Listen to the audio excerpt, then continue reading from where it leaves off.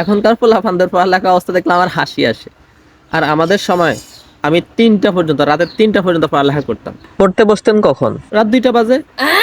আরে আমি তো স্কুলের সবচেয়ে মেধাবী ছাত্র ছিলাম। আর প্রত্যেকটা পরীক্ষায় ইচ্ছা করে ফেল করতাম আমি। এ আবার কেমন কথা? এটা আপনি বুঝবেন না, এটাকে আত্মোৎসর্গ বলে। আমি দেখতাম আমার বন্ধুরা প্রত্যেকটা পরীক্ষা ফেল করে, এখন আমি যদি পরীক্ষা পাশ করি তাহলে তারা মনে কষ্ট পাবে। তাদের কথা চিন্তা করে আমি ইচ্ছা করে ফেল করতাম। এটাই হচ্ছে প্রকৃত বন্ধুর পরিচয়, বুঝছেন? আমি কিন্তু ও ওই 2 বন্ধুর মতো না, যে বালুক আসার সাথে সাথে এক বন্ধু আরেক বন্ধুকে রেখে গাছের উপর উঠে গেছে। বুঝতে পারছি। আমি মেধাবী ছাত্র হওয়ার কারণে প্রত্যেকটা মেয়ে আমাকে খাওয়াইতো। যতই খাইতাম ততই স্বাদ লাগতো। আহ, কি খাওয়ায়?